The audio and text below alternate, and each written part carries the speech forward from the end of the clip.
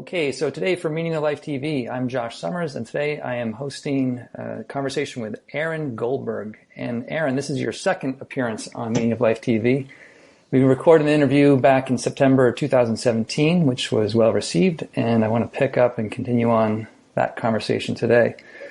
For those of you that have not heard the first installment of this interview, Aaron Goldberg, you are probably one of the most in-demand, highly sought-after jazz pianists alive. You've recorded 6 solo albums of your own, as well as collaborated with numerous top-ranking jazz musicians such as Joshua Redman, Kurt Rosenwinkel, Wynton Marsalis, Betty Carter, and Al Foster, to name a few. And you have a relatively new album out with your new trio called At the Edge of the World, which we'll be talking about. And to start this conversation, I thought I have a student, a yoga student of mine in Ireland who's a huge jazz fan. And when I told him I was going to be talking to you again, he asked if I could put a question to you from him. So this is from the edge of Europe. Yeah, hopefully not the end of Europe or the end of the world. No.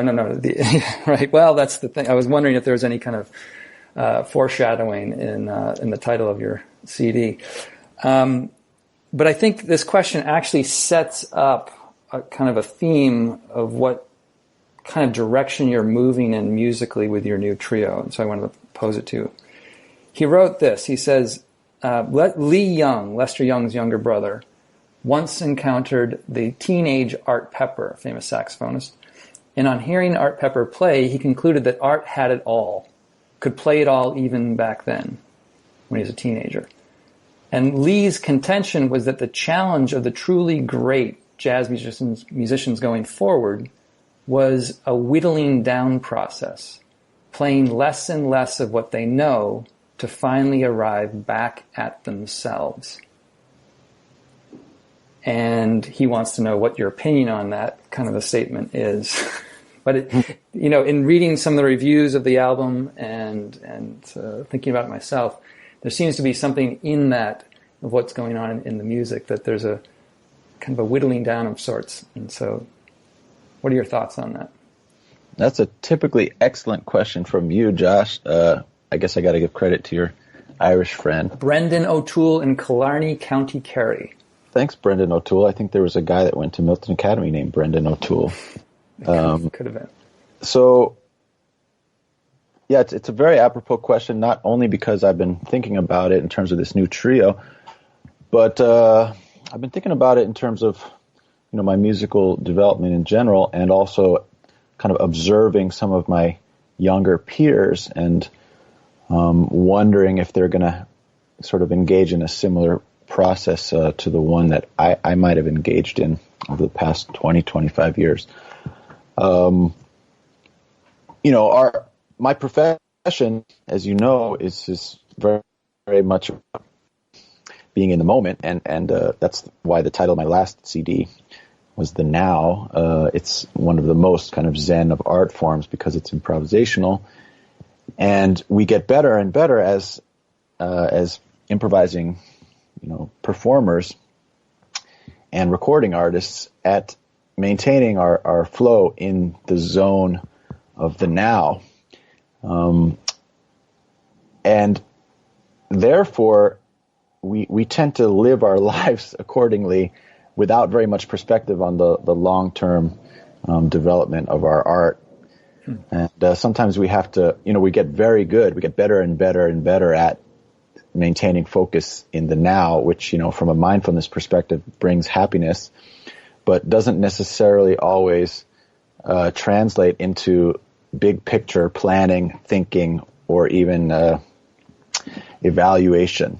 So, yeah, sometimes you have to kind of step back and force yourself as a jazz musician to take a look at, larger trends in your own development and in the music as a whole, which is a social music. So it's created, of course, not just by me, but by all my peers. And we, the large artistic we are responsible for the future of this music that's in a way been handed to us. as a part of a larger multi-generational family. So I think we have to maybe do a better job than we do communicating within ourselves, within the community, or within the larger family about what directions we're evolving in, and whether it's good for the music artistically and maybe also sort of socially, or in terms of the industry of the music. And one general trend that you can, I think, note in the music today is this increasing amounts of complexity in the music, which doesn't always translate into a highly enjoyable experience for the listener, especially the listener who's not trained to follow a large degree of complexity.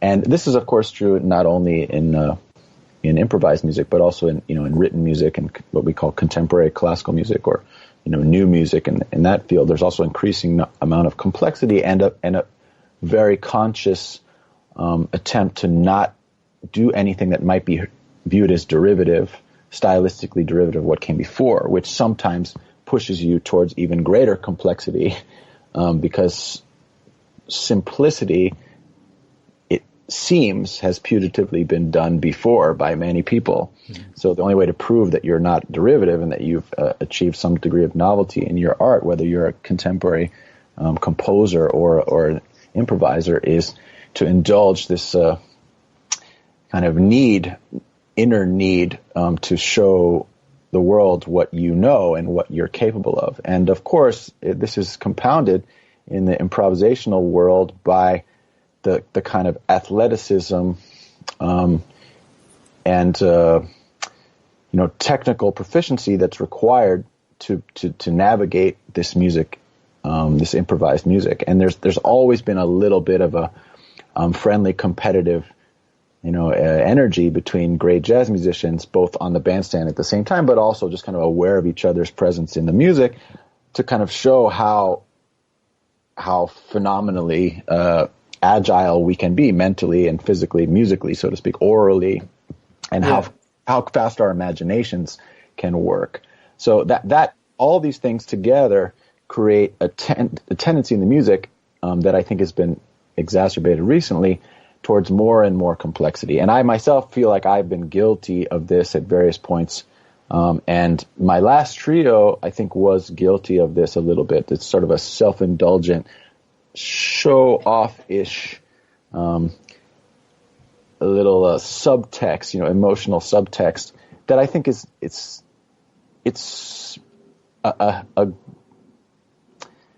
as a whole in my art form, I think it's brought us a lot of good. In fact, it's necessary to become extremely agile, and the only way to do that is to challenge yourself to be able to play more and faster, and and flow to the nth degree.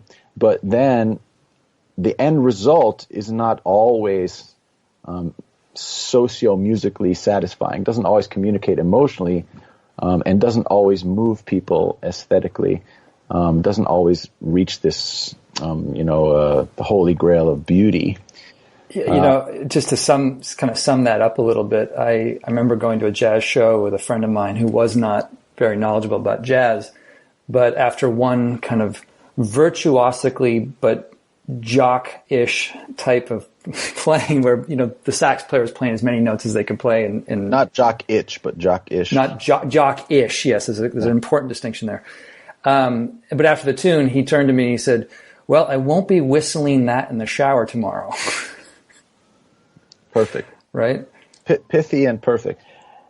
Yeah, I mean, I personally, it doesn't mean that all jazz musicians, but I do have as one of my goals to have the audience, whistling my improvised solo tomorrow in the shower, because it shows the power of the melodic and rhythmic content and thematic content of something that I just improvised. So, I mean, I'm trying to create this sense of inevitability and internal kind of coherence, let's say melodic and rhythmic logic, reason, and also emotional beauty that makes my solos memorable. I want to play memorable solos. and I want to take someone on a memorable journey. And of course, many memorable journeys, musical journeys, involve increasing complexity, and that's evident in Bach and Beethoven as it is in, Coltrane and Joshua Redman or whoever. But there is a point at which you need to resist this semi-self-indulgent, or I would even say like socially indulgent, because it's sort of encouraged by your fellow jazz musicians, tendency towards complexity. So you have to resist that, and I think there's two ways to resist it. I mean, the way my favorite way to resist it is just to try to remember what I like to listen to. So, I do like to listen to music that the non-jazz audience would consider complex compared to Britney Spears or even I mean, but even compared to somebody great like Stevie Wonder or Radiohead or I don't know, something more contemporary. But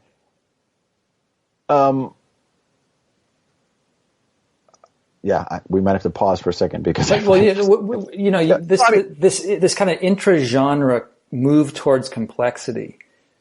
Do you have a sense of when that occurred historically? Well, yeah, of course, yes. I mean, it occurred when jazz sort of ceased to be a popular music and became an art music, which happened in the 60s. It happened in the 60s, but at the time it was viewed as happening in the late 40s with bebop. At the time, jazz was essentially dance music, and popular music was, popular song was sung by jazz musicians. And music was socially enjoyed in a dancing context. And when bebop came along, it became rhythmically and melodically so complex that we became, in retrospectively, to view it as art music, and people couldn't so easily go out and dance to it or sing along with it. At that same juncture, improvisation became a high art form and taken to extreme levels of virtuosity and complexity. Now, that was how it was viewed at the time. From our contemporary perspective, bebop is still very accessible, and it's still actually very danceable. I mean, you can dance to bebop, and you can definitely bop your head and tap your foot to it. Now, some of the music that's being made today by my peers, you cannot tap your foot to and bop your head to, or this is a big topic. I think that, and you definitely cannot whistle it in the shower the next day. So now I'm remembering exactly my point, which is that my favorite way to resist the tendency, both internal and social, towards ever increasing complexity is to just remember what I like to sit and listen to. And I like to sit and listen to music that I can whistle in the shower. I can tap my foot to, bop my head to, and even maybe dance to. But that is improvised, because there's tons of great music that I can tap my foot to and bop my head to and dance to that's not improvised, which I also enjoy. Most of pop music is like that, and definitely like hip hop and R&B, and also, lots of other great music from Brazil or Africa, for example. But I as an improviser, as a jazz musician, as an artist who values this now high art of improvisation, I love it when people can create that kind of music on the spot out of nothing. Mm-hmm. So, and that's the kind of stuff that I love to listen to, and I also admire when I hear my peers making. So I just need to stand outside of myself in the moment, as an improvising musician, stand outside as the listener, and continually ask myself, hopefully subconsciously, not consciously, is this music that I would be enjoying were I in the audience? And in fact, I am in the audience. I'm listening to the music that I'm creating in the moment with my peers on the bandstand. And as long as I can step out of it at the same moment that I'm making it, step out of it, of course, metaphorically, or psychologically,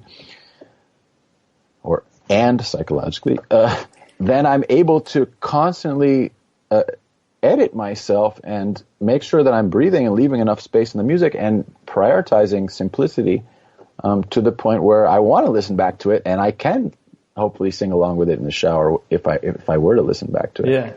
I mean, I think you're being a little bit harsh on yourself for, saying you got too much into complexity. One of the things I've always appreciated about your music and previous albums is that there is a core melodic sense Yeah, all the time. On the comparative on the broad scheme, like you love melody, right? And I've always loved. And there's simplicity that you then take into complexity and you bring it back again and again. And I feel like there is an accessibility to the sophistication of your playing that few pull off. Thank you. I mean, I it's not as though this is all new to me. And these are things that I've been thinking about for 25 years since I started. And also partly because I had a wonderful first jazz teacher, same guy that you had, who himself embodied, the exemplar of a jazz musician whose solos were always melodic and simple, and who loved melodic, simple but grooving music. And he exposed us to the genius of that music at a young age, and those musical values seeped in. But what's interesting to me about so there was always of course an element of melodicism in my playing that will never leave, I hope, and I always valued it and loved melodic improvisers. But I also loved highly rhythmically sophisticated improvisers and improvisers who capture the flow and really go for it. So my desire to kind of capture the flow or enter the flow and just go for it, and my love for rhythmically complex music sometimes could create this hyper complexity, mostly in the company of other musicians who were also interested in doing the same thing, such as Eric Harland. Mm-hmm. So, who's one of my favorite musicians and favorite drummers, but together we would kind of get into this game, basically. We would play a little game of pushing each other into ever increasingly complex, and at a certain point maybe slightly self-indulgent music. Now, this was not the reason that I disbanded that band. This was just something that I would listen back to our recordings, live recordings, not studio recordings.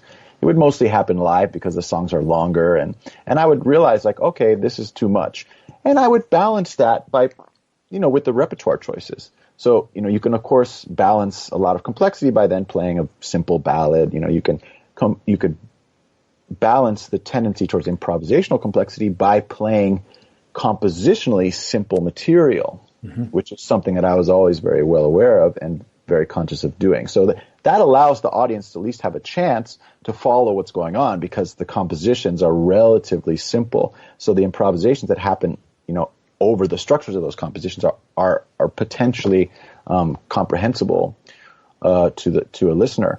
Now, what many of my peers have gone very, very far in doing is write extremely complex compositions and then improvise very complex solos on top of those increasingly complex compositions, and that's when you start to lose people. Now, that's not true of somebody like Kurt Rosenwinkel, who writes phenomenally great, somewhat complex compositions and plays phenomenally great improvised solos on top of them.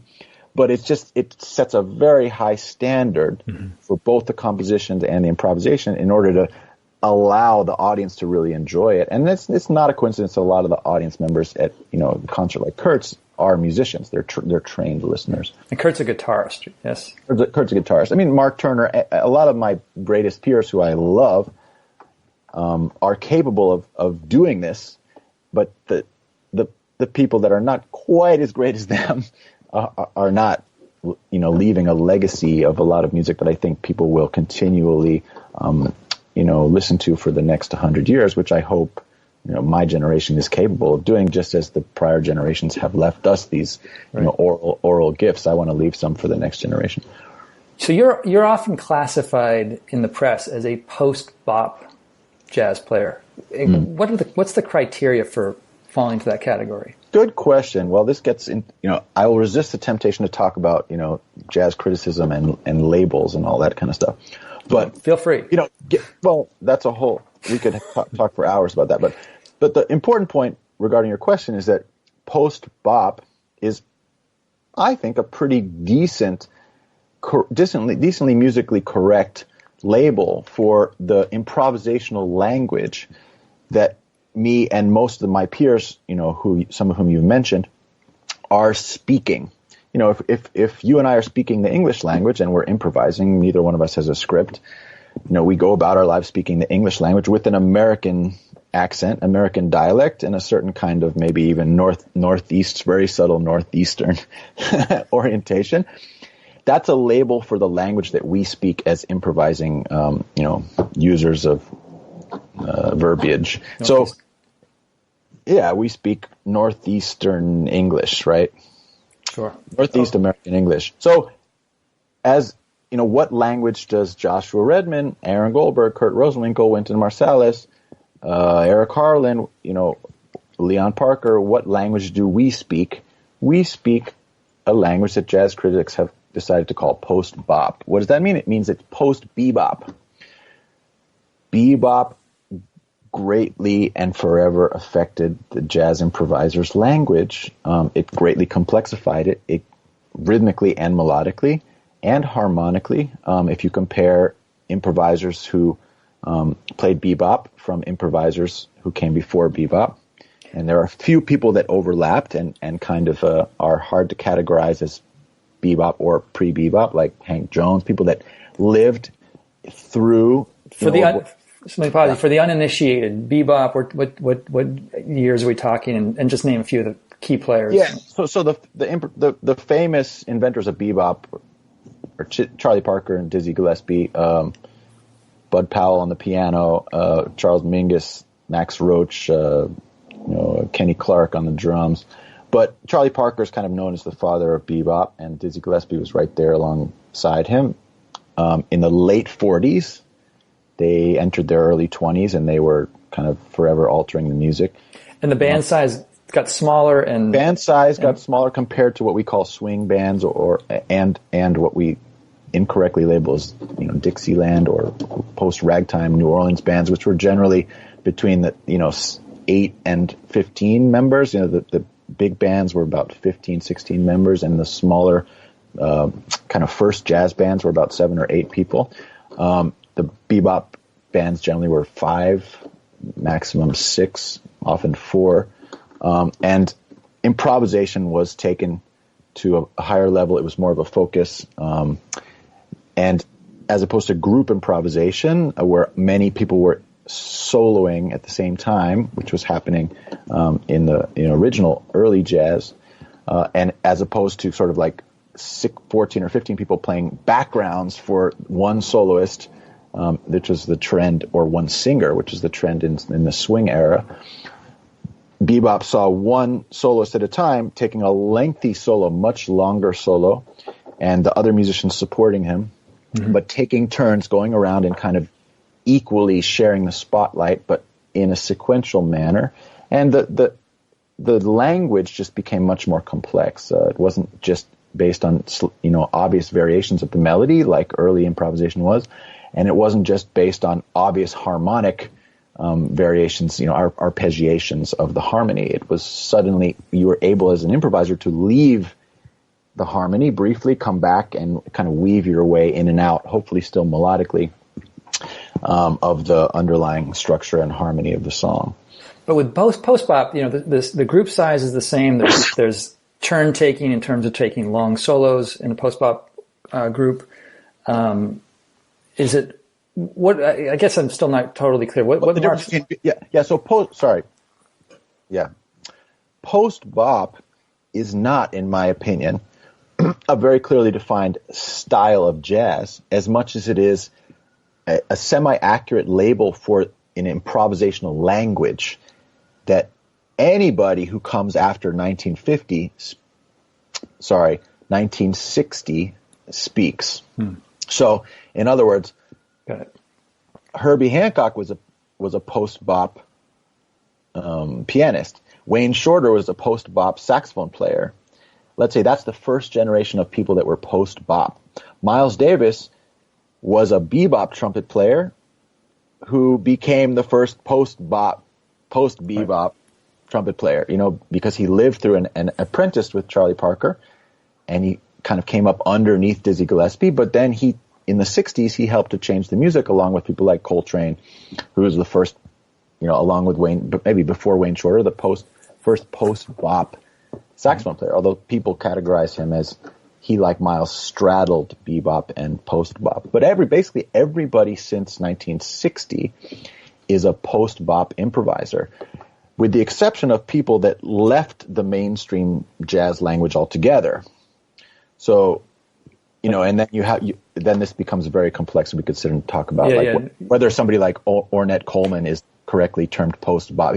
Ornette Coleman is not what jazz critics today would call a post-bop improviser, because he kind of left the structures of mainstream jazz. He became the first free jazz improviser. But, the truth is that it's much more complex, and we're all lovers of Ornette's music and free music. So most post-bop improvisers are also capable of free improvisation. Mm-hmm.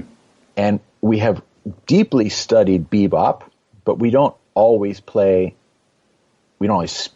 the strict bebop language. We have been exposed to 60 years of language after bebop, and we have contributed towards inventing the language. So that's the difference between jazz and English, is that I'm not encouraged to invent new English words. Of course, very slowly new English words do enter the vocabulary, and turns of phrase enter our vocabulary all the time, which is one reason why you and I can be categorized as speaking Northeastern. But in jazz, we're actively encouraged as improvisers to add to the vocabulary of the language, and we all do that.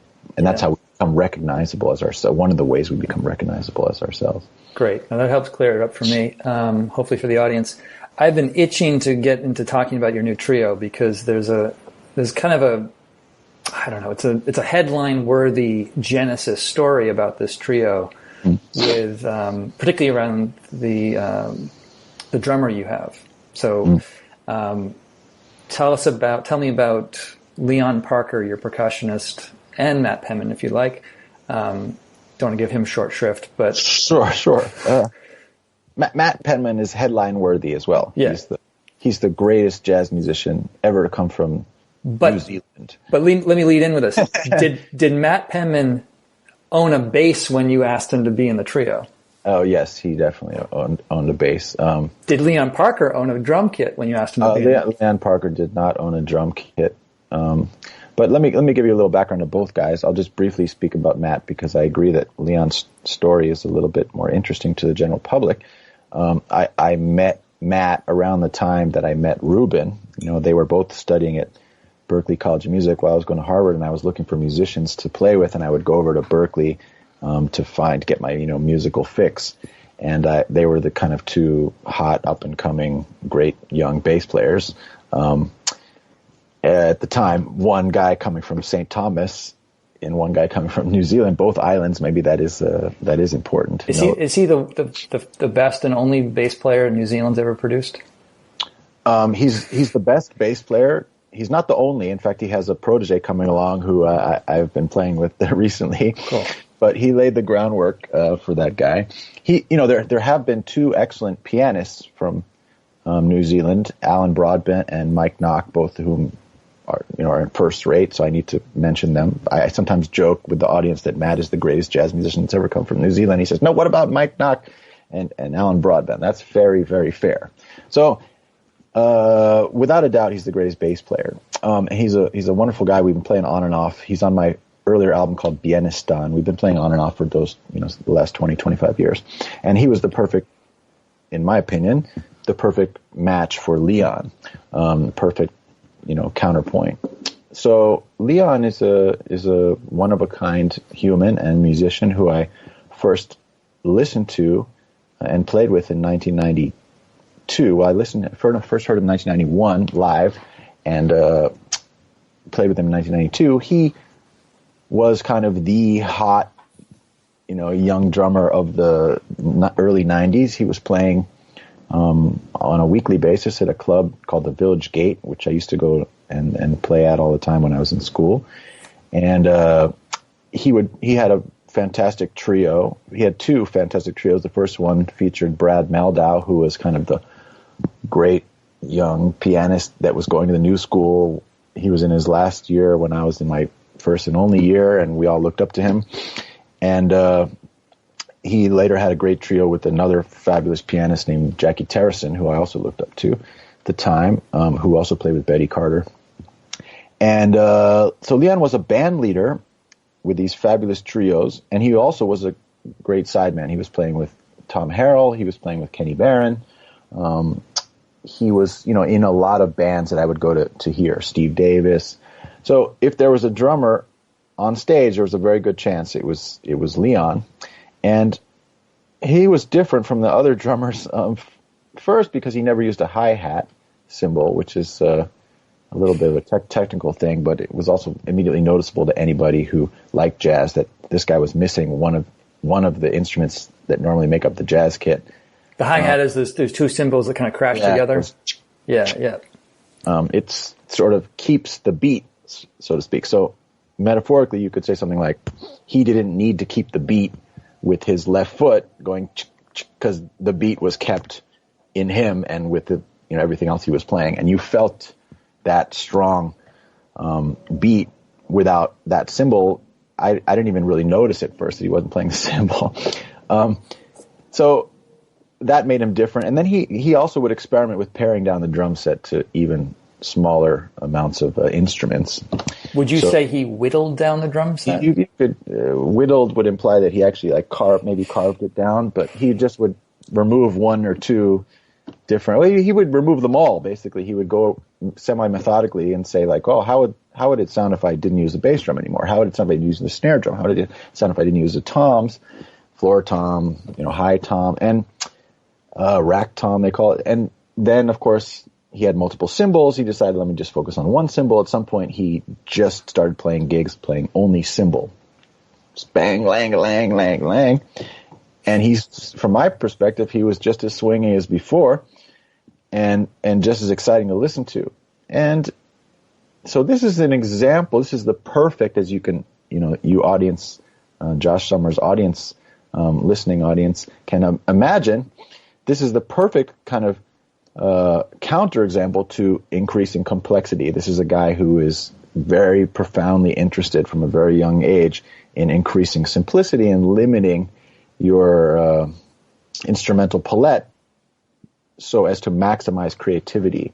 So he's sort of the living proof that you can create more and more exciting improvisations and kind of force yourself to dig deeper for more and more creative ideas if you limit your options, instrumentally in his case, or sonically. Mm-hmm.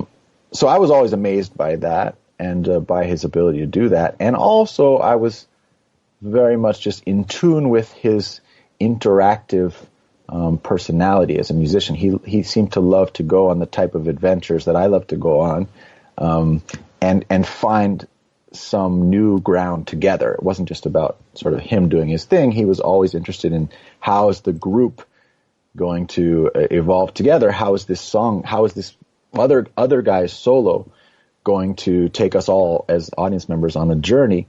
He was there for the group in a very obvious way. And so when I got to play with him, and I was only 18, I was really excited and happy. And it was just one gig. It was a short-lived gig, but it was one of my first good gigs in New York, and I was happy that I got a chance to play with him. Long story short, I left New York. I went to Harvard. I was, still in touch with New York guys, but not with him. He was significantly older than me, and I wasn't really, one of his peers. I was just kind of an up-and-coming student when I met him. So I didn't really stay in touch with him, although I continued to listen to him and admire him, and he put out a bunch of great solo records, which I bought, and I would go to hear him, and we'd say hello, but we weren't close.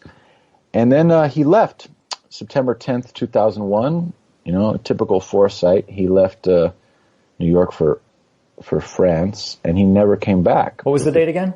September 10th, 2001. Just want everyone to hear that twice. Yeah.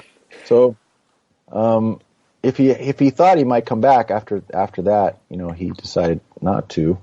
And what's interesting is he started then, something that he had been already experimenting with. You can imagine if you start to eliminate the drum set, different elements of the drum set, you might get to a point where you might decide you don't need any external instruments at all, and your body can become the instrument, which he was experimenting with already in the 90s, what he calls body rhythm, and later came to call embody rhythm. So, right. So He then, when he went to France, he found that he didn't have as many great jazz musicians to play with. Not surprisingly, there just simply aren't as many great jazz musicians in France as there are. There are no French listeners to Meaning of Life TV, so that French nag won't. I hope that there are. J'espère qu'il y a beaucoup de Français qui m'écoutent, and it's not offensive to say that. It's just a fact. There are not as many great jazz musicians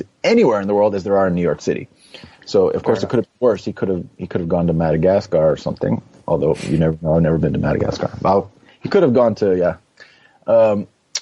he left. He didn't have his sort of jazz community, but that was partly why he left. He was looking for a different kind of environment to inspire him artistically, and he got more and more interested in body rhythm and vocal percussion as well.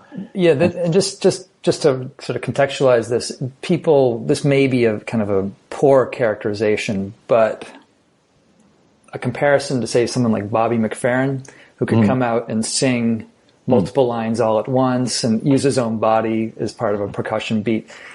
Leon, to me, seems like he's the percussive manifestation of a Bobby McFerrin kind of. Like he's hitting his body in all sorts of different places. He's singing percussive solos.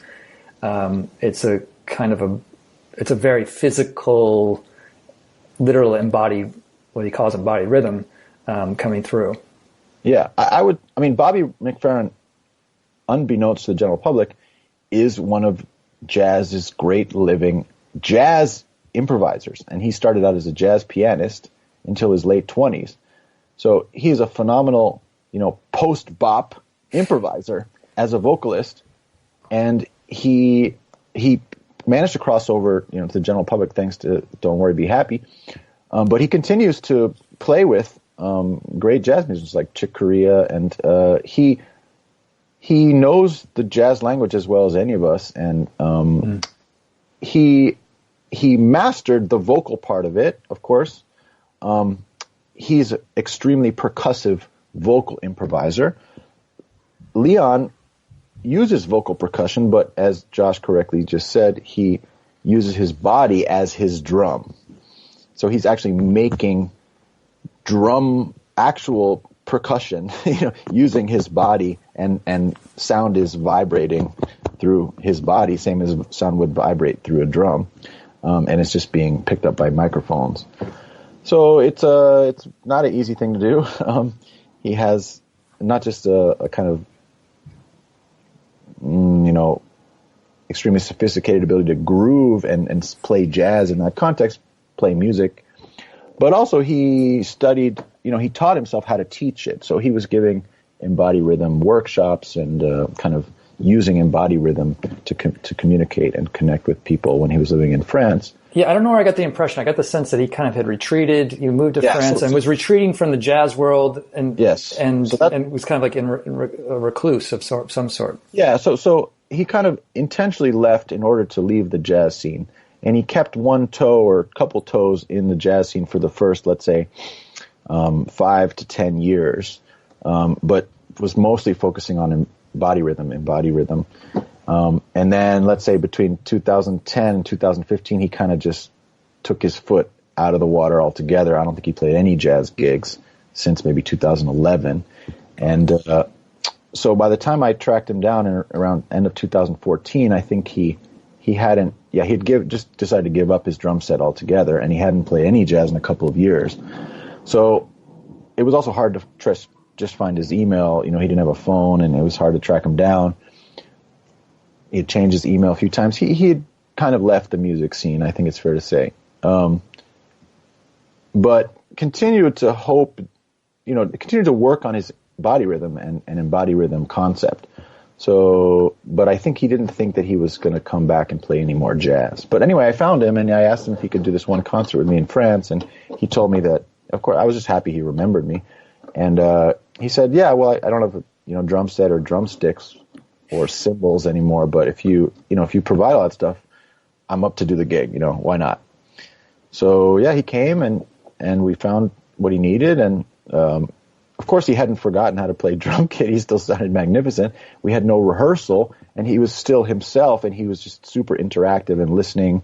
The highest art within the high art of jazz, in my opinion, is the ability to listen and play at the same time. Mm-hmm. And that's a very complex brain-related phenomenon. Our brains are, of course, giving us the ability to do that, and it has something to do with multitasking and kind of dividing your attention between more than one thing, switching back and forth between various elements in your kind of sonic environment. And Leon was always one of the best in the world at playing and listening at the same time, and he maintained that ability at an extremely high level, despite not having played drum set at all. And that is the highest art. So regardless of whether he had lost some technical ability, it didn't matter, because the highest thing that we tried to do, he was phenomenally good at without having even really done it in recent memory, and he retained that. And so I was very kind of moved by that chance to reconnect with him, and the music that we were making was phenomenally good, especially considering that he hadn't played jazz in so long, and I hadn't played with him in 20 years, and we had no rehearsal. So I thought, wow, this is cool. Let's try to do this again. And he said, I was prepared for him to say like, oh, that was fun, and he said, no, man, that was great. Maybe I like jazz, and maybe I still like jazz. And I called him again for a couple more concerts, and then after the third one, he said, man, I like playing with you, but I don't want to sub for anybody else. Like, I think if you want to start a new trio with me in it, I'd be into that. And very long story short, I eventually did that with the help of a grant from the French government, which was aiding collaborations between French musicians and American musicians. And for the purposes of the grant, I made the argument that Leon should be considered an honorary French musician because he had been in France for 15 years, and they bought that, and they gave us this generous grant, and that helped me to put this new trio together. Yeah. There's so much there, and there's a lot more that I want to talk to you about, so maybe we can, I hate to do this, but bracket that a little bit, and I'll just say as a listener, this new album, when I first heard it, I have to say I was a little bit ambivalent around it, just because I was so used to and conditioned to listening to you with Eric and Ruben, and to hear the embodied percussion was a different sound to get used to. And shortly after getting the album, I heard you guys live in Cambridge, and I was literally sitting 3 inches behind you during the concert, and there was something. There was a connection I had with him when he was playing that it's hard to feel on the CD initially. Yep. But since then I've listened to it again, and it's just such a different palette in a way. It's a different range of percussive experience, and he just strikes me as just like shit hot. Like, he is so tight. Shit hot. I like that. I'll tell him you said that. Yeah. I kind of agree with you that unless you see him do it and understand what he's doing, when you only listen to it without having a concept of what it actually requires, what is embodied in it, it can kind of go past you. I mean, I think my parents, for example, when they heard it, they didn't understand that it was actually a person just using their body. I mean, they thought it was, I don't know what they thought it was. They thought it was some kind of instrument and somebody singing. Well, in the email that Brendan sent me, he said that too. He's like, it took me 3 listens before I realized Leon was slapping his thighs or chest. Yeah, exactly. So, chest. Although, on occasion he does use other parts of his body, but it's mostly chest. And it's all the more amazing if you go to hear it live on multiple occasions and you actually get a better sense of what he's capable of. But it's really a kind of live focused,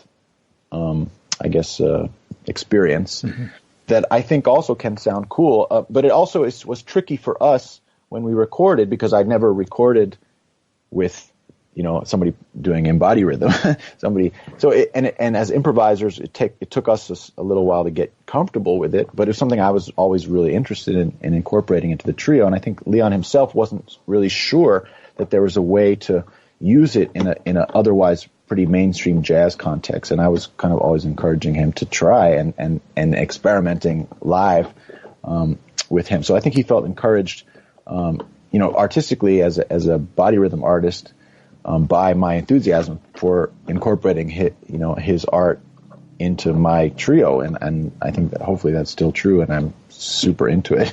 Yeah, and I love to listen to him do it and try to play with him.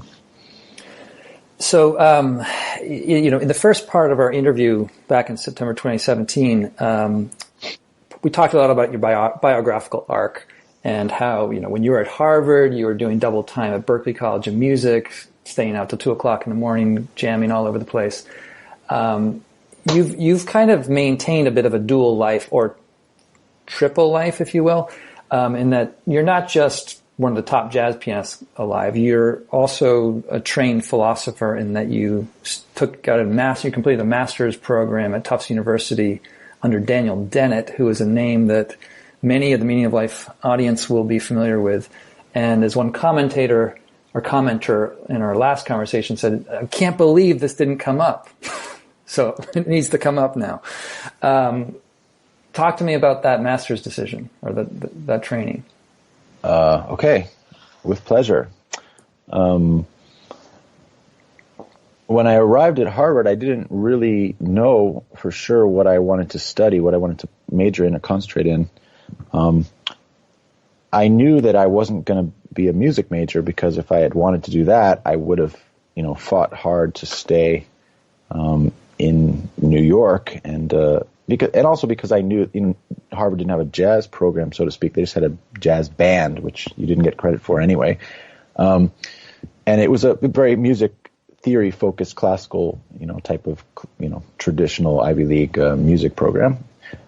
I did take one amazing class in that program taught by John Stewart.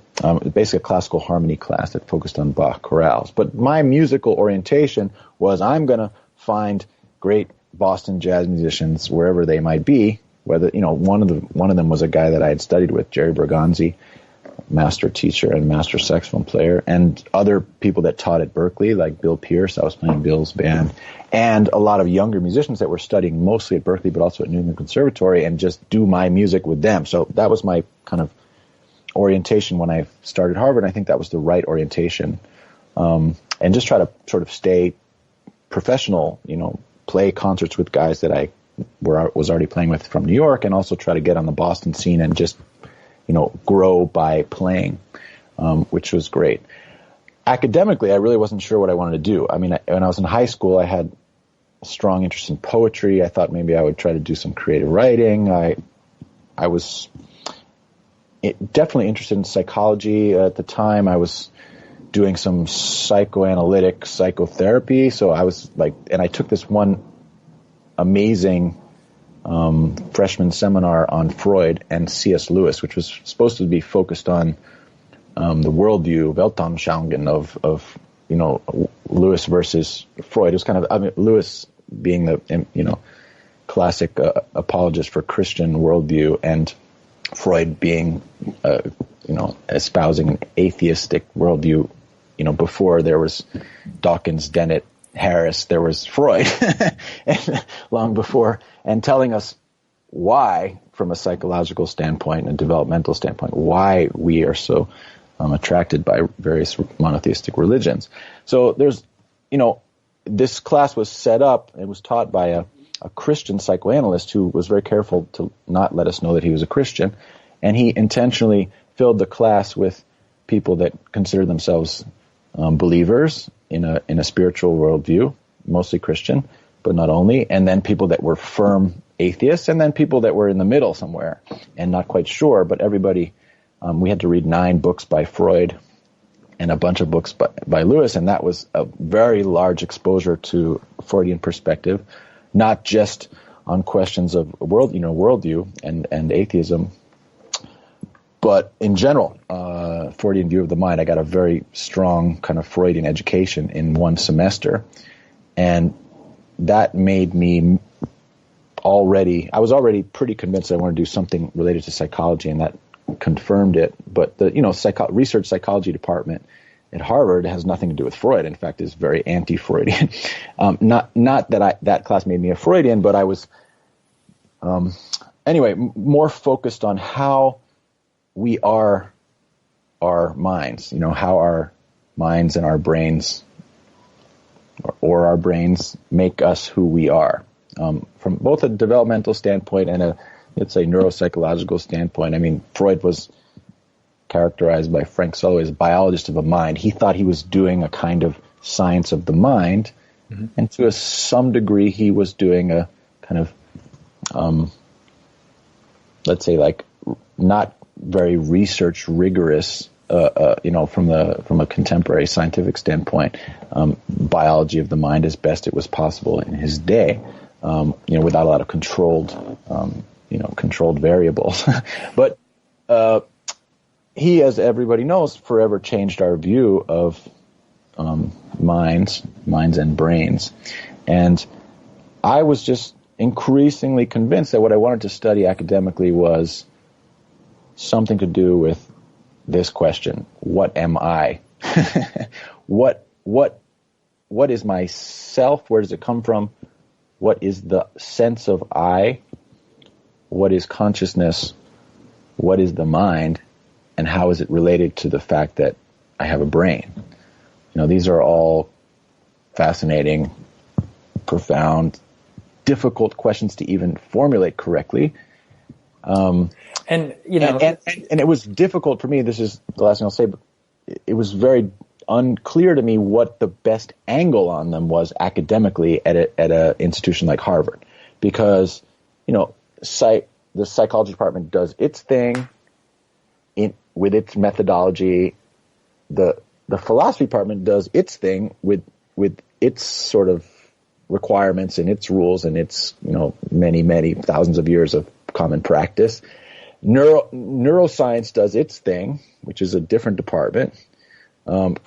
Computer science and there was no AI at the time, but it was kind of like computer science was another angle in on these questions. People were doing neural networks, and people were trying to kind of get what we would now call cognitive science approach to the mind. And there was not really any overlap, and there were very few people that were kind of interested in what seemed to me like obviously overlapping material, these questions that I just characterized for you. Yeah. So I wasn't sure how I wanted to come about it, and so I thought, well, since I'm not sure, I still have another year, so let me experiment with all of them. So I took my sophomore year, I took a philosophy of mind class. I took, I'd already taken some introductory to personality psychology and cognitive psychology. I took some neurobiology classes.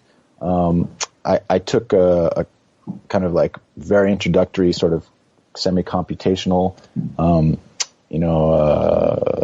neuroscience class.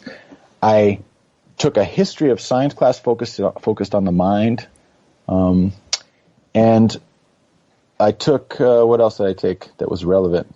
I don't quite remember, but anyway, I tried to come at it from these different angles and see which one suited me best. The philosophy of mind class completely kicked my ass. But it was the most fascinating, and I felt like most relevant. And it seemed like there was an enormous world below the surface, and I had just touched the surface, and I realized I wanted to try to penetrate that world and see what else was there. And it's also the most historically grounded because, people have been asking these types of questions for hundreds and hundreds of years, not thousands of years. So, and people were still talking about Descartes, and that's many centuries later, we're still debating like mind-body problem, and we're still debating Cartesianism. And then 1991, Dennett publishes Consciousness Explained, which I happened to see in an airport. I said, Consciousness Explained, that's the book for me. I didn't know who Daniel Dennett was. And I realized very quickly he was a philosopher of mind, and this book was the first, post Richard Hecht's philosophy of mind class. This was another level below the surface. and that seemed like the right angle for me in the moment. Now, there was no cognitive science department, there was no interdisciplinary study of these questions at the time, but there were people that were interested in building one. And in fact, Harvard built something called the Mind, Brain, and Behavior program, which encouraged interdisciplinary study of exactly these questions and related questions. And one of the people that was instrumental in building that was a professor of history of mind, brain sciences named Anne Harrington. And she was also somebody that I studied with and got to know. And I ended up kind of becoming a mind, brain, behavior concentrator with her as my advisor. However, by the time I finished college, I was almost entirely taking philosophy classes, and I ended up writing a philosophy thesis with Robert Nozick, who was a philosophy professor, as my advisor, on scientific theories of consciousness through the philosophy of mind angle. So I looked at Daniel Dennett's work, I looked at Paul Churchland's work, I looked at John Searle's work, and I tried to evaluate them and see which of these three kind of competing orientations was the most promising. And I went over to Tufts and I took some classes with Dennett and got to know him a little bit. Then I graduated college. I was kind of academic out, to a certain degree, academia'd out maybe for a moment. I really just wanted to play music. I missed touring. I missed, playing full time. I was spending the summers in New York playing, but I just needed to stop thinking and stop writing and needed to play. And I knew that I would move back to New York. I also missed New York. So I did that. I said, okay, let me give myself a year now. I've been giving 4 years to this, academic work and at least 2 or 3 years to this philosophy of mine. Time to play and see if I can make a living at it. Also, that was the question. How am I going to pay my rent? Because in one way or another, I'm going to pay rent also. And the first couple months were tricky, and I was going back and forth to Boston to play at Wally's Cafe and some other, small places I used to play. But pretty soon I started to get calls to play with really good young musicians and some older musicians as well. And then about a year later, I started to go on tour with different bands, and including Joshua Redman. And then, So that's all. 22 years just went by after that. Yeah.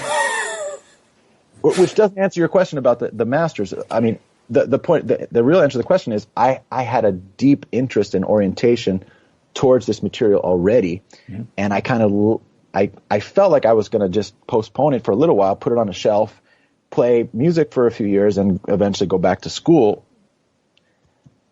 Then somehow 10 years went by, a decade went by because I got swept up in this other thing that I love so much and continue to love, and it's also the best possible way to pay the rent. So, you're touring the world, you're improvising music, some of the greatest musicians in the world. Why do anything else? What could possibly be better than that? Certainly, hustling to do the academia fight to get yourself a little, tenure track job, publishing for the sake of publishing didn't seem like a better way to do it. It seemed like if I wanted to, keep a foot in the philosophy world, I could do that without any, professional pressure, and continue to make a living as a full-time jazz musician seemed great. But then 10 years went by and I realized, wait a second, if I'm going to go to grad school, just even for interest without any professional orientation, I don't want to go when I'm 50 years old. Let me go now. That was 2005. Unfortunately, it was the same year that I joined Kurt Rosenwinkel's band and Wynton Marsalis's band. So it was there was a lot on my plate that year. I had to decide where I was going to do it. I knew I wanted to study with Dennett. Tufts was the obvious, right choice because Dennett was there. It was a master's program that didn't force me to commit to a PhD, and it was funded. So, I got in. I knew some of the other professors there as well as Dennett. They were very supportive of my idea, which was like, maybe I can be a full-time jazz musician and a full-time philosophy student at the same time, which was only possible because they allowed me to miss classes when I had to go on the road, as long as I basically, passed my exams, did well in my exams, and wrote all the papers I had to write. Which you were watching lectures from the road too? And sometimes, and Dennett was extra kind because he had people, record his lectures. That was very helpful. Not all my professors did that, but he did that, which was great, amazing. And he liked jazz. He played a little bit of jazz. He loves music. I mean, he's a big time kind of listener to choral music and classical music and jazz. But he had, learned a little jazz piano too, so he would come to my concerts, and all my academic professors, including Nozick, were totally supportive of my music, which was great. I have good news on this front, which is that I've stayed in touch with Dan over the years, and he's forced me to start calling him Dan, which is now nice, awkward, but no longer. And he's my friend. Of course, I'm his fan, and it'll never be like an equal friendship. I'm basically his acolyte, but he respects what I do and loves what I do as well, and I think respects me as a philosopher, a potential professional philosopher, certainly as a philosophy student, and treats me that way. So he keeps me involved in some way, informed of what he's up to, and there's going to be a big celebration of his life's work at Tufts next year, and he invited me to come and play music, but also participate in a discussion about philosophy and music, along with two other of his former students who are also professional musicians. Oh, yeah. No, I think I read about that in Downbeat, actually, that 2020 panel. Right. I know you get asked this question a bit, which is, is there any relationship between your academic study of philosophy and consciousness, and how does that influence how you approach your music? And in the past, you've sort of said no. From what I've heard, you sort of say no. Music is a sort of instinctive, emotional, in the moment thing, and my philosophy stuff is a different side of my intelligence that I need to fill that with sort of more cool, rational analysis. But is that really the case? Of course, it's not really the case. But the divide is real in the sense that the way that I make music, and this is the reason that I tend to give that kind of answer, the way that I make music is profoundly different from the way that I attempt to think philosophically. And that's the true divide. I mean, but so this is a huge question. Like, what is your take on consciousness? what is the philosophy training informed about consciousness for you? And then does that influence how you approach either your own training, your creative process? Right. So the more sophisticated question is something like, has the way that you've learned to think about the mind brain, and has the way you've learned to think in general, and has the way you've learned to think about yourself had an impact on your music? And of course the answer is yes. How could it not? But nevertheless, I want to sort of parenthetically say that doesn't invalidate my prior answers to this question, because a lot of people with a less sophisticated viewpoint are interested if they can hear some hyper rational, quality in my music, or analytic. I mean, unfortunately, a friend of mine a guy who's now a friend of mine, a great jazz writer, wrote an article about me because he was interested in this question, and the article got titled "Analytic Swing." I don't think that was his title, but Downbeat, this was many years ago, and I was like, that's just not what my music is. It's not analytic swing. It's just not correct, and it's wrong in multiple ways. It's wrong aesthetically, musically, sociologically. I play African American music, which moved me as from a very young age because of the emotional quality, but also the moral element of people that were being treated as second-class citizens, asserting their genius and their humanity through their music.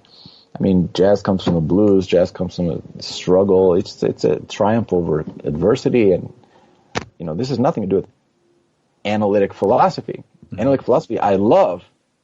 I am a wannabe analytic philosopher, but I do not play jazz for that reason, or with anything like that in my mind body. No such, however, okay, so that's the parenthetical part. The more sophisticated analysis says, well, isn't your brain shaped by, and your mind shaped by everything that you do? And the answer is absolutely yes. And doesn't clear thinking, for example, doesn't clear exposition, doesn't clear logical narrative connection between your ideas, isn't that also evident in your improvisation? And the answer is yes, not just in my improvisation, but in the improvisation of all great improvisers. So, making clear statements that are memorable and compelling, have a beginning and an ending, and a kind of content is part of taking someone on a journey, an emotional journey. So you kind of win their trust. They end up hopefully in something like the palm of your hand, and then you take them somewhere. And the way you do that is the same way that a storyteller does it, the same way a great novelist does it, And great novelists and great storytellers are very great, clear thinkers. But it's a spontaneous ability that's about thinking in the moment, whereas, great philosophy, of course, involves creativity. Daniel Dennett is an unbelievably creative thinker, but it really involves, to a much greater degree, self-editing, always looking for the devil's advocate position, always eliminating counter-arguments, always foreseeing objections. And this stuff takes place over time. Great philosophy papers written through many iterations, and we have only one iteration. It's totally different. Let me come at it from a slightly different angle, because I heard an anecdote about you, which kind of caused my mind to melt down a little bit with just incomprehension.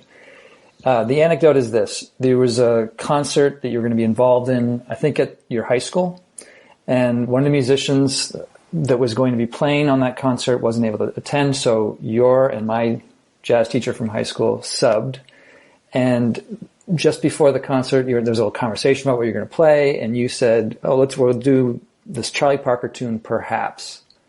And you told the bass player, your former teacher, I'll play the melody, and you just play the melody the same melody one beat behind me.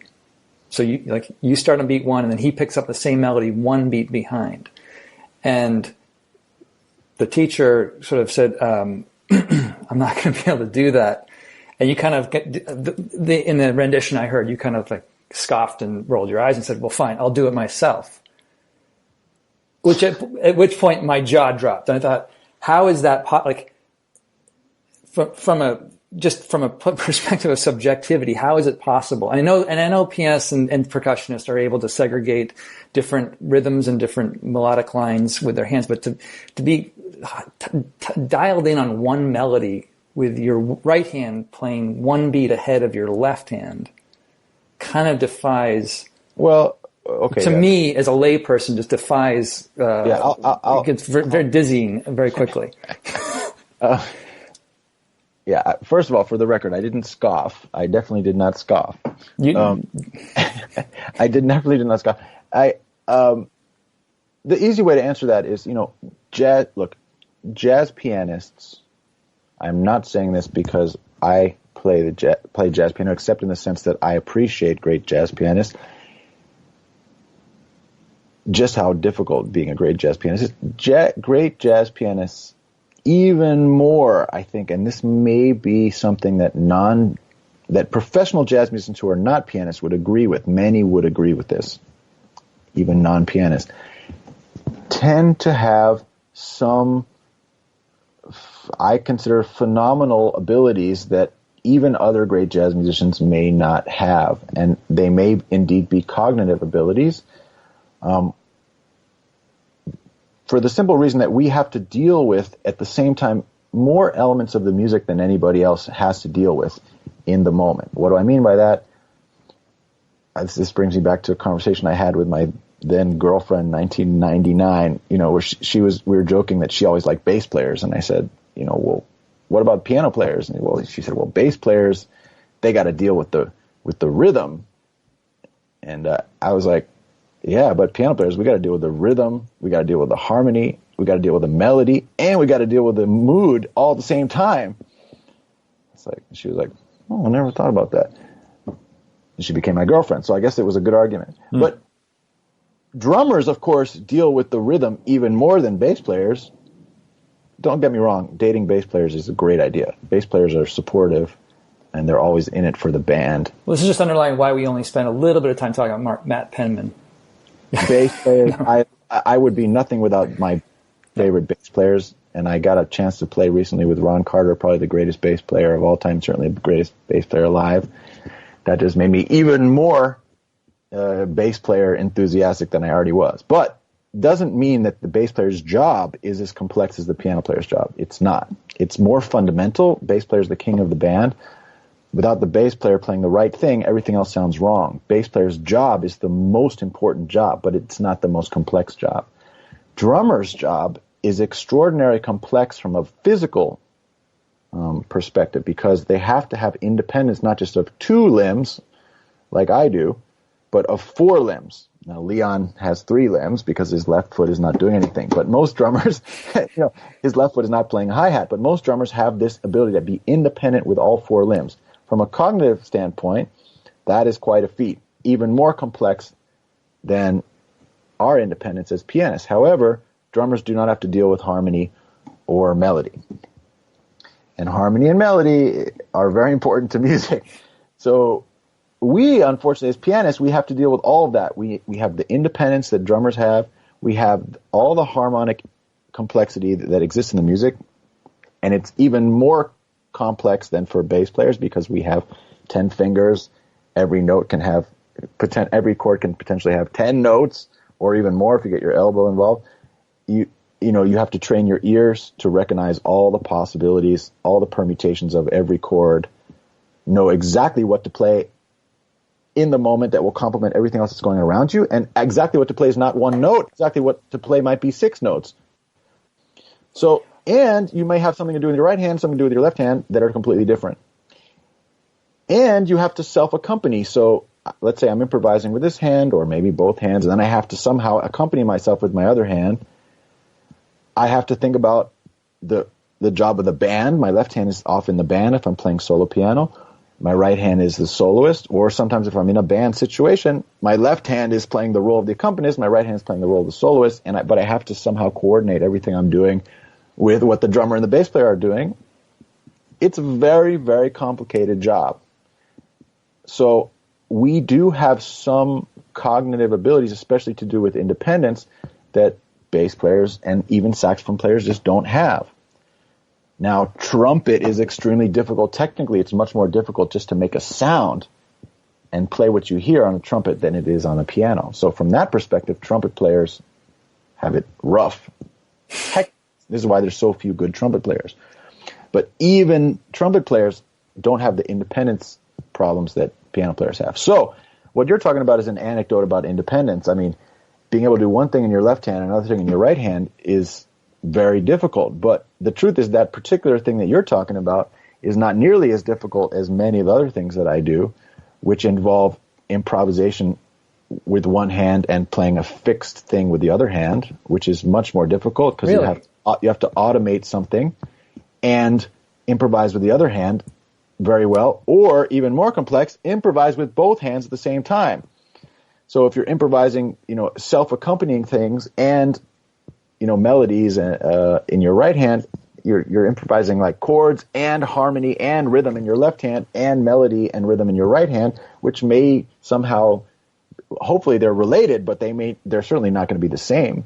They're definitely not parallel. And they're usually not even contrapuntal in an obvious way that would be, there's unlimited possibilities. So what you're talking about is something that seems amazing maybe, but it's actually fixed material. So I have a fixed material, which is written by Charlie Parker in my right hand, and I have fixed material, which is written by Charlie Parker in my left hand, and they're displaced by a beat. It wasn't like I could do that instantly without practicing. I taught myself to do it. That was my question in the back of my head. It's something that I taught myself to do. I mean, there are easier examples of, being able to do something like that wouldn't require a lot of practice because it's fixed material. Fixed material is always easier to handle than improvisation, great improvisation with both hands. But anyway, this is very technical now. But and maybe to loop back to the consciousness question, is there? I mean, I know it's kind of a simple question, but is there anything that you gleaned about the workings of the brain that informs how you approach that? One thing that we all kind of have noticed as jazz musicians is that it's very hard to literally do more than one thing at the same time unless you automate that. I guess that's not a technical term, but unless you automate the other thing to a certain degree. So being and this comes out a lot in my teaching, jazz piano students struggle inordinately with this problem of being able to do more than one thing at the same time well. And they struggle inordinately with independence, but they mostly struggle with this infinite possibility. So they're always making the mistake of trying to do too much and trying to be completely free in their decision-making, their improvisations. As a result, they don't come up with anything good. They improvise, but what they're actually playing doesn't sound good because it's just a millisecond too late, or they're thinking too much, or they're trying to do something that's too hip and too unexpected, but it doesn't serve the fundamental, values of the music that's going on around them. It doesn't serve their fellow musicians. There's too many possibilities for any jazz student's attention to get a handle on. So you need to be able to automate certain things and make certain aspects of your job happen without your attention. And in fact, cognitive science teaches us that you can only keep one thing in attention at a time, or a certain number of elements in attention at a time, but you can only focus your attention on a limited number of things at a time.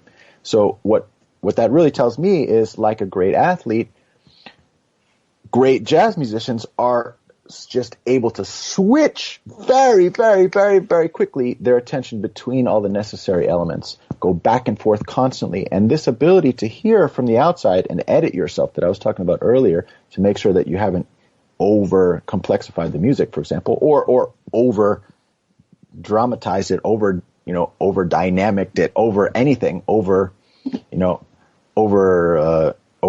it, that is a matter of being able to switch back and forth, so to speak, between different perspectives on different ways of hearing, and also between listening and playing. The motor centers kind of taking the lead, whether or the listening centers, the analysis centers, the whatever parts of your brain are responsible for taste. Does this sound good or does it sound too X? Is it in perfect balance? Am I perfectly together with bass, or are his notes clashing with mine? Or rhythmically, am I in the tight pocket with drums? It's an analysis exercise that has to do with shifting your attention between all the different necessary elements as fast as possible. And that's what separates professional high-level musicians from students. Mm-hmm. And that's why experience on the bandstand is so important. And that's why the old school jazz musicians, before there were jazz education institutions, said the bandstand is your jazz school. Yeah. I went to the school of Betty Carter because I got my ass kicked at a young age by Betty Carter on the bandstand. That's better than any Berkeley or New School or William Patterson education, or even Juilliard.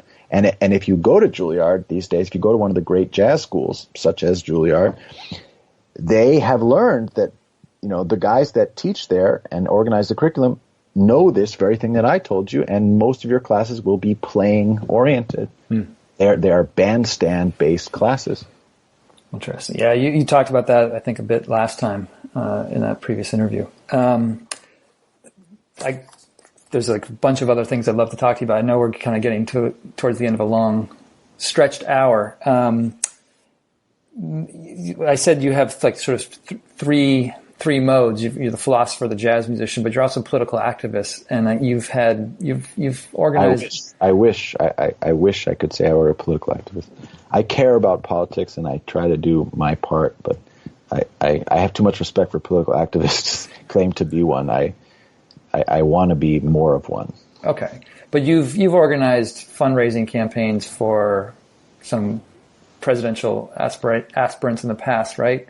From John Kerry to Obama to... I have organized fundraising kind of amazing, I have to say, high-profile fundraising jazz concerts to raise money and to try to kind of bring the jazz community together around the campaign of several presidential candidates. You kind of named them all, Kerry and Obama and Clinton, Hillary. Yes. I was going to ask you more about that, but do you have do you have anyone that you'd be hoping to raise money for in 2020? No, I'm far too smart to answer that question. Fair enough. I will be raising money For somebody. Overly specifically. No, I will be raising money for whoever is the opponent of Donald Trump in the upcoming presidential election.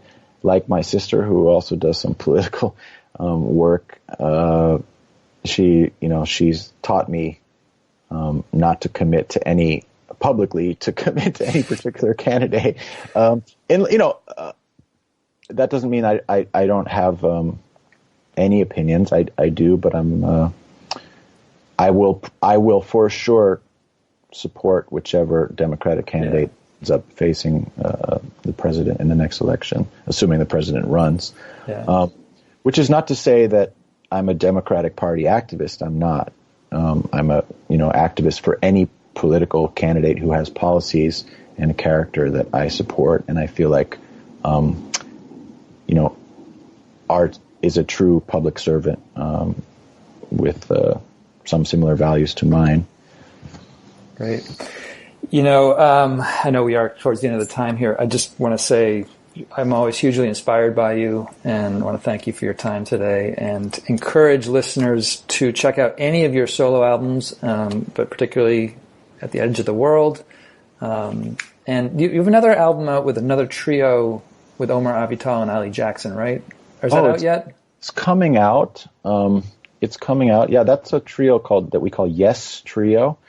Those are guys that I've also been playing with since 1991 when I met them. Omer was a student, or 92, I think. No, Omer was a student at the New School with me, and he's a phenomenal composer. Another bass player who I love. Speaking of great bass players, and Ali is a great drummer who also recently moved to France, believe it or not, for a different reason than Leon. Ali's son, 16-year-old son, is a professional soccer player. Oh, wow.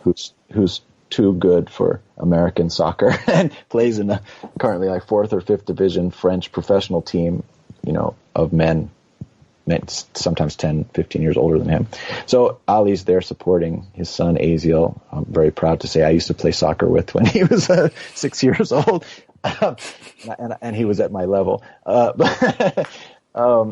Anyway, this trio is called Yes Trio. We have one album out from about, 10 years ago, and we just made our second album, which is going to be called Groove du Jour, and that should come out sometime early next year. I think. The first album it's coming out in the fall? It's coming out in the fall. Was the first album called Yes? Yes. That at that point we hadn't started calling ourselves a Yes Trio. We were a cooperative band, and we would sometimes play as the Aaron Goldberg Trio, sometimes the Ali Jackson Trio, and sometimes the Omer Avital Trio. And after the Yes album, Yes ! We decided we need to call ourselves Yes Trio. And this next album is called Groove du Jour. It should be out in a few more months. I think in November or October. No, October it's coming out. Great. Well, look, thanks so much for your time. Josh, great. You're the man. You ask consistently great questions. Great chatting. It's a pleasure to be on your show. Thanks so much. Thanks, man. Thank you.